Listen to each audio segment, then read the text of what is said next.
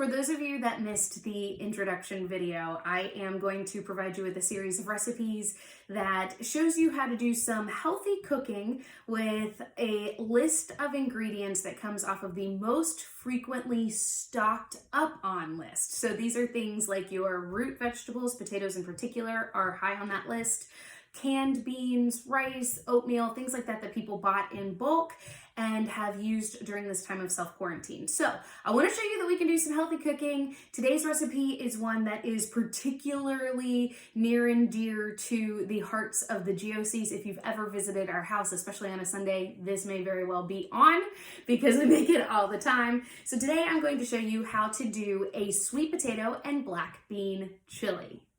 And what we're going to do first is start the recipe with our sweet potatoes. Again, you want to make sure that even if you are getting rid of the peel, which we are in this case, you want to make sure that these are really well washed because it's a time of no matter what, if it's been touched, you want it washed and it has been touched by whomever stocked the shelves or, even in transport, getting it back to your house. You don't want to risk anything, so make sure that these are really well washed.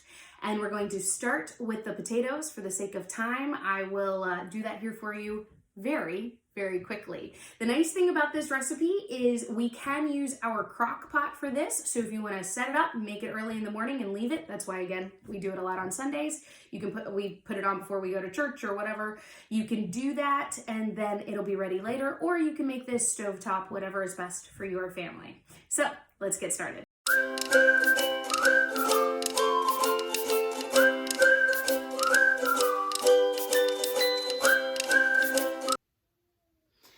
We've now cut up all of our potatoes. Again, they were washed potatoes that we peeled and cut. I cubed them, and you can do your cubes whatever size you would like. You can see mine they're a pretty generous size, pretty average. And what I have used is 3 sweet potatoes for this recipe. Now, again, you can make this on a stovetop or you can use a crock pot. I'm going to be using a crock pot today. I'm actually preparing it.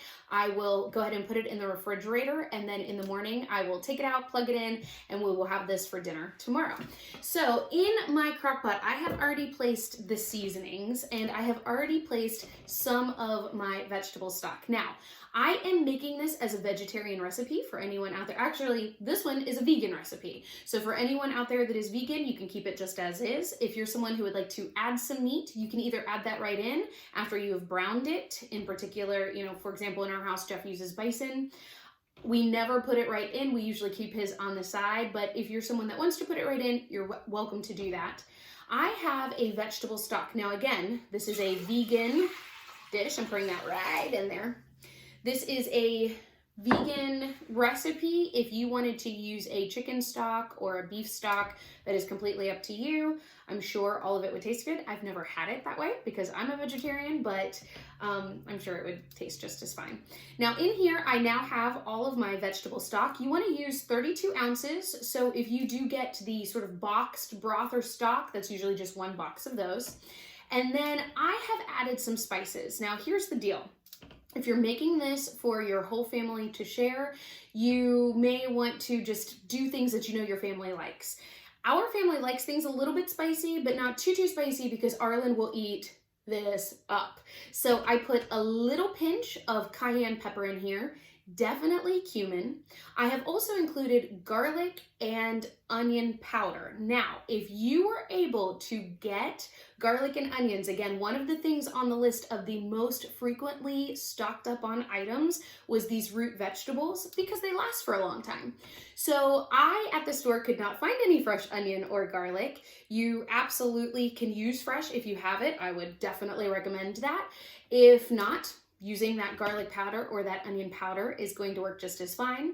And then I have also put in, of course, some chili powder, and I am about to add, I have not added my salt yet, I'm going to add a sprinkle of our pink Himalayan sea salt in there. If you want to add pepper, you can.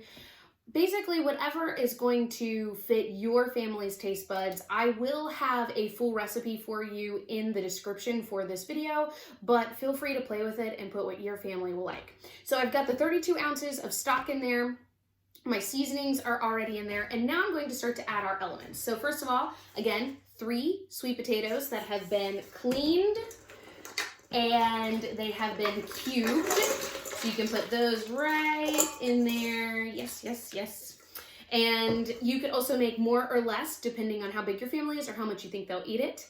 I also have, this comes out to be 2 cans of beans. Now, if you are someone who's stocked up on dried beans, absolutely use that. That's preferable in my opinion.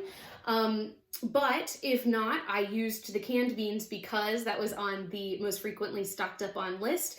This comes out to be 2 cans or 30 ounces. Again, you could make half this much if you have a smaller family or something. We will eat this for days, so I make a good bit. This has in it actually a mix of dark red kidney, pinto, and black beans. So again, I've got all of my beans in there. I'm just gonna throw those right in right away. If you have in your refrigerator some items like peppers or other fresh produce, cilantro, anything like that that you can go ahead and throw in, might as well use it, enjoy it. We didn't have a ton of those types of items. I do have some red pepper that I have cut up, so I'm going to add that. I already had these cut up for Arlen's snack, so that'll be good in here. And then I have a can of the petite, no salt added diced tomatoes, and I leave it in with the tomato juice, so that adds a little bit of that tomatoey flavor right here. And if you happen to have corn, whether it be fresh or frozen or canned, that you also have, that could be good in here. We don't include corn in ours, but by all means add that. Anything that you think, I'm adding a little more salt, pink Himalayan sea salt. Anything that you think will help this just taste fresh and good. And this is, I don't know, just one of my favorite recipes, and we do it all year round, so COVID or not. I have all of that in here, and then what I also have is some tomato paste, and I will just go ahead and add that in too. And here's why I add the tomato paste. One, I really do like to get that good tomatoey flavor in our chili. But also, tomato paste is a good thing to add whenever you're doing some sort of a crockpot chili, especially with how much broth I have added to this, or your stock or your tomato juice, whatever you've got in here. It'll help to thicken it up a little bit and make it feel a little heartier and richer.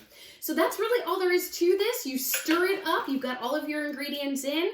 You're going to go ahead and cook this. If you're making it in the morning in a crock pot, you can go ahead and put it on low and let it sit basically all day or however long you want. You could also put it on high, just leave it for a couple hours, and then go ahead and put it on that warm setting if that's better for you and you want to have something that's maybe ready that you can kind of nibble on all throughout the day. That's a great option. Now, if you happen to have things in your home like avocado, that is going to taste really, really good on top of here. That is not one of the things on the most frequently stocked up on list, and it was actually very hard to find those, so I don't know that you do. But again, if you have some avocado, that could be really good on top.